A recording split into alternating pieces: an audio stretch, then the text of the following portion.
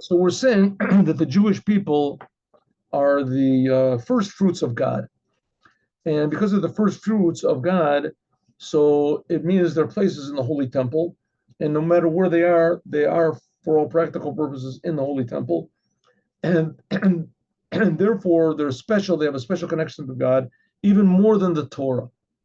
And let this class be for a total and complete and happy healing of Menachem Mendel ben Devora Zahava, my grandson that he fell ill yesterday. Okay. So that's what it means that God is commanding us to do these commandments. What does it mean? That you should do them with all of your heart and all of your soul. Why? Because the Jewish people are really above the world and they're above the Torah. They're connected to the essence of God. And that should give us a tremendous, how do you say, enthusiasm and excitement in serving the creator of the universe, to know that God is creating the whole business and everything. God is creating everything all the time. And that we are his first fruits. We're somehow or other connected to the essence of this whole creation. And even more to the creator himself. So now will be understood even deeper the connection of bikurim, of these first fruits, to what Rashi says that today God commands you, right? Hayom said, that's what we learned in Lakuti Torah, that today God is giving you this commandment. Today God is giving you this covenant. Today, what does it mean? It means every day is today. The Kol Yom, every day, the Torah should be brand new in your eyes.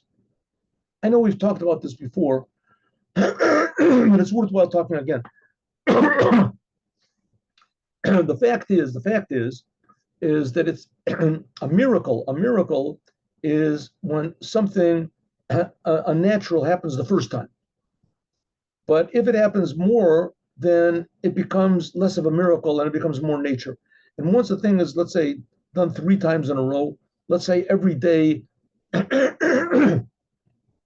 the sun rises in the sky, and then also rises up together with the sun a big Jewish star in the sky. It comes rising up in the sky, a big Jewish star. The first day everybody's going to say, wow, look at that. And it's going to be in all the papers and all of this, and maybe CNN and those, they won't put it on the first day. But the second day when it happens, say, whoa, look at this. It's a big miracle. But then when it happens like every day,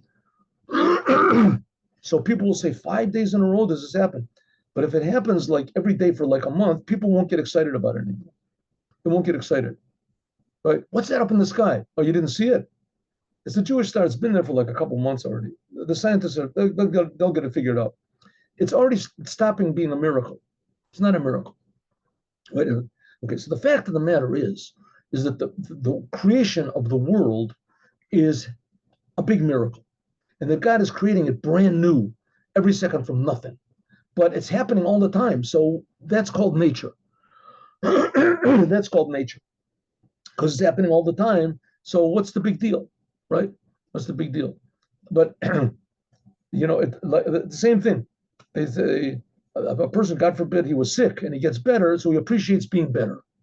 Right? When he thinks about how he was sick, wow, I remember I couldn't even walk. I couldn't even see. I couldn't even hear. I couldn't even talk. And now I can talk. This is amazing, right? I remember I wasn't able even to eat. I couldn't do anything. Now I can eat. And those things that you lose become a miracle when you get it back.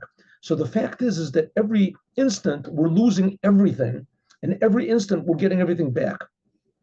That's time. Things are constantly changing. For the world, that God is really creating the world brand new every time. But we get used to it. One reason we get used to it is because part of the creation that's constant is us. We're part of the creation. So, if we could look from the outside, maybe, it would be a little bit easier to be objective and get excited about it. But because it's happening to us constant, and it's happening to everything constantly, so we don't get excited. But the Rebbe is telling us, let's look from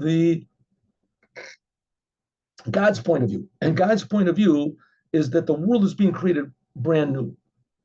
And not only is the world being created brand new, but the Torah is being given brand new. And not only that, but the whole creation, including the connection between God and the Jewish people, is brand new. So therefore, you should say, if you saw that, then you would feel that every moment is brand new. But kol yom yu b'necha kadashim. Every day, every moment, the Torah should be in your eyes as something brand new. The world should be something brand new. That's what it says when Moshiach comes, there'll be a new Torah and a new world. It says, Torah chadasha and Shemayim v'oretz chadashim. What is it? We'll just see that God is creating them brand new all the time. We'll see what always was. The miracle of the Torah and the commandments. So it says, and therefore we can understand more of the connection between the first fruits and what Rashi says, that every day the Torah should be brand new. Why? Like we said before, that since that the whole purpose of the Jewish people, because they are first fruits, is in themselves. And as we can, here we got an idea. Listen to this. What is the purpose of God? Why does God exist? What do you mean? Why does he exist? God creates everything. God doesn't really exist. God really, he creates all existence. We have no idea what it means God exists. To say that God exists in our definition of existence, like anything in the world, God is like a thing in the world, that's like close to blasphemy. That's like saying the world is real and God is more real. Right? God is real. Okay, it's true to a certain degree, but don't forget that the reality of the world comes from God. It comes from God. So why? But like the Rambam says, Maimonides says in the beginning, that if the world doesn't exist, if no creation exists, God will still exist. And if God doesn't exist, then nothing exists. There won't be any creation.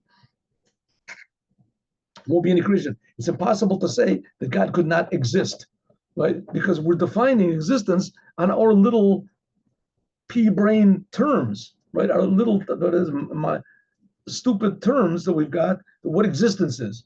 But that's not existence. The true existence is the Creator. He really exists, and we have no idea what that means. So ask a question, why does God exist? It's ridiculous. There's nothing except for God. Everything that God creates is made from nothing. So can't ask why God exists. Says, okay, but I can ask why the Jews exist. Says, no, the Jews are part of God's essence, just as God exists infinitely and unconditionally. God's existence is infinitely real, that we can't possibly fathom what that is. That's the same thing with the Jews. The Jews are part of the world. No, God also creates the world. God also enlivens the world. Yeah, but the Jews are people. Here we got Fred and Joe and Sam and, here Shmerel, my next door neighbor, he owes me money. God doesn't owe me anything. He says, okay, there are certain differences between them, but the essence of a Jew has no reason for its existence. The only reason the Jews exist is because God wants it, and God is eternal. In some ways, we can even say it's not even that God wants it. We can almost say that God needs it, right? That God chose us. It came from God's essence. So that he chose us implies that it's a choice. God didn't have to create us. True. But in a way, it's not true. We're part of God's essence. This makes no sense. God makes no sense. And exactly the opposite. God creates all the sense in the world. He creates everything. He's the one that he creates all the sense.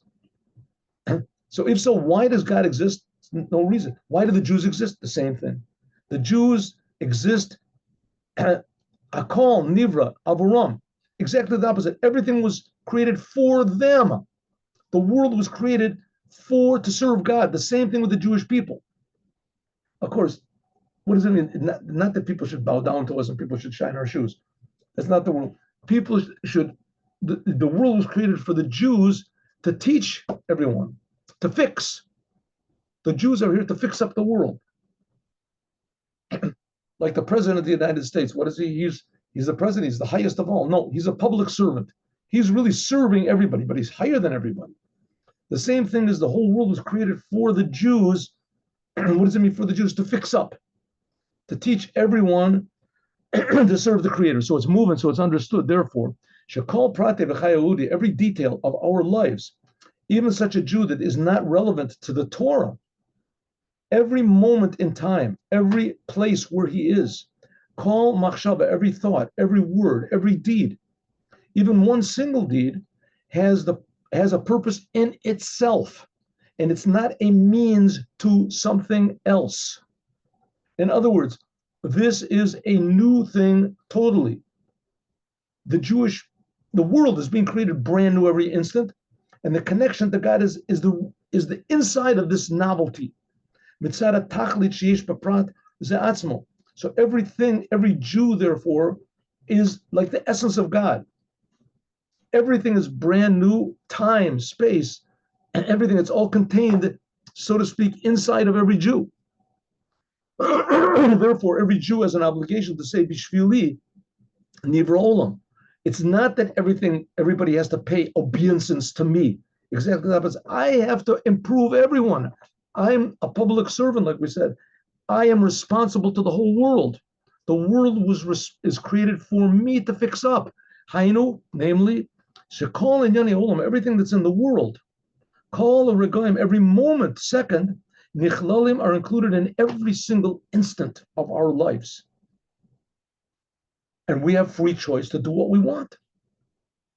And if we choose to do the right thing, that fixes the whole world up. From this, it's understood that the power to bring about that every moment the world and the Torah, especially the Torah, should be new in your eyes, even though that you did the same thing yesterday. You learned Torah yesterday, did the commandments yesterday. But this comes from the Jewish people. The Jewish people, they're the ones that show the world, teach the world, that every instant of the world is a big miracle. And every instant of the world is brand new. Cave and sinship and nogea l'kol inyani olam, since that in regard to all the matters of the world, since that nothing in the world is really for itself, but the world is just a means to something else, namely, the world is created for the sake of the Jewish people and for the sake of the Torah. That's Breshit. So what does it mean the world is for the sake of the Jews, for the sake of following the Jews to serve God? So therefore, it could be that this moment, this instant, time. What? Please stop. Okay, I have to stop. I have to stop.